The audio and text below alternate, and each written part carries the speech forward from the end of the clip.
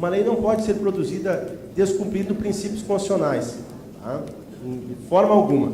Eu faço uma brincadeira bem interessante, e alguns vereadores que já participaram de palestras minhas sobre legística, que é uma coisa que a gente aí tenta trazer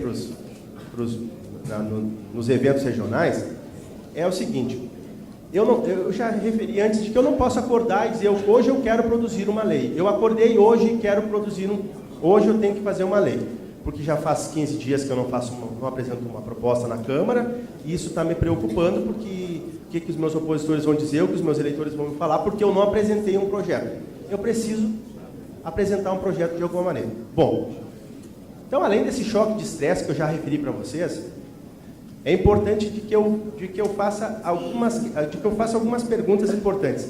Aquilo que eu estou apresentando cumpre os dispositivos constitucionais, principalmente no que diz respeito aos princípios. Vocês já ouviram o termo "é legal, mas não é moral"? Ah, né? Quantos de vocês conhecem leis que foram publicadas no Brasil e que não pegaram? Vocês conhecem isso? Já viram falar? Eu acho que não tem no Brasil lei que não pega, né? Tem lei que não pega nesse país? Vocês conhecem lei que não pega no país? Alguém pode me citar uma? Só uma. Qual delas? Não, é aqui, ó, esse aqui, ó. Desculpa, esse é fantástico. O kit de primeiros socorros. Todo mundo cita isso. Isso é uma lei que não pegou? Isso tinha finalidade? Ela era moral, mas era ilegal?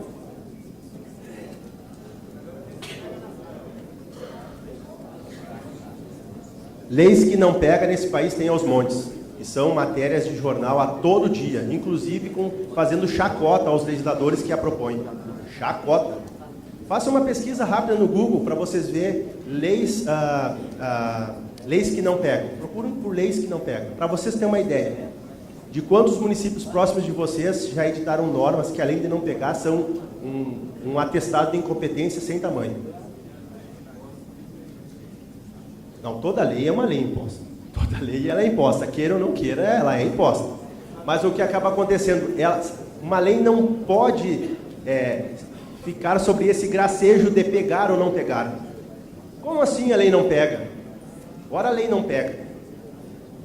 Como lei não pega? Como? Como se edita uma norma que não pega? Porque aquilo não respondia aos anseios da sociedade, os anseios da sociedade.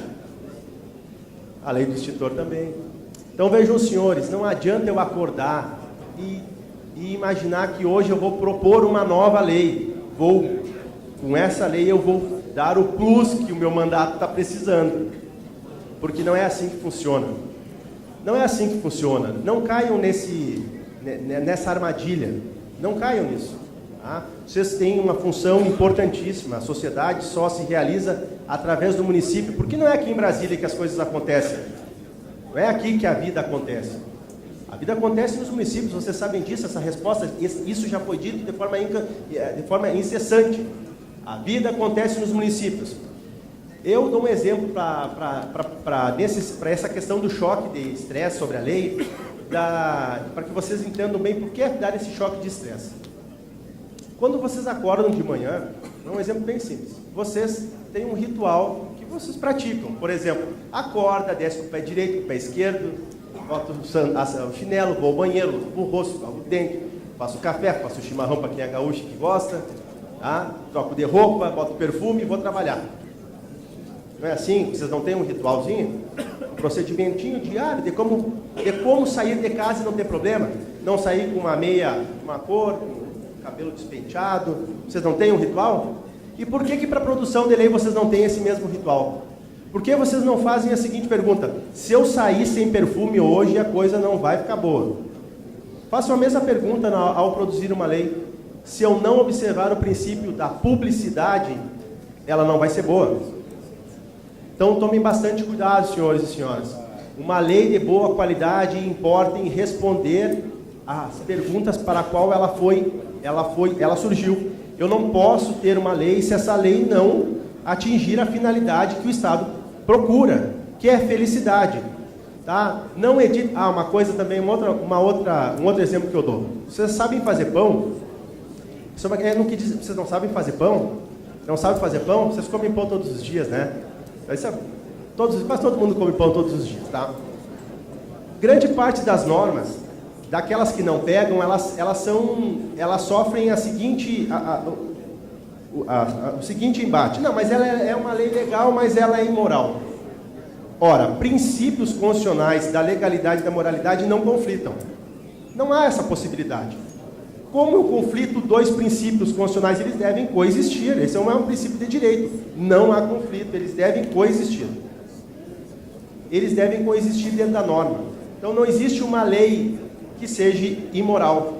Ela deve cumprir o princípio da moralidade. É como fazer um pão. A gente sabe quais são os ingredientes. Mas se eu colocar mais farinha, se eu colocar menos sal, se eu colocar mais açúcar, eu não vou ter pão. Eu vou ter qualquer outra coisa, menos pão. Eu vou ter qualquer outra coisa, menos pão. Ao produzir um bom pão, eu preciso dar a dose certa de cada elemento.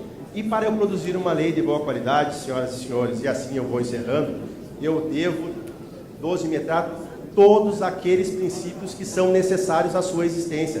Dentre eles, o da legalidade, o da moralidade, o da publicidade, da eficiência, da economicidade, da impessoalidade, todos os princípios. Eu não conheço todos eles, André. Bom, então eu tenho que conhecê-los.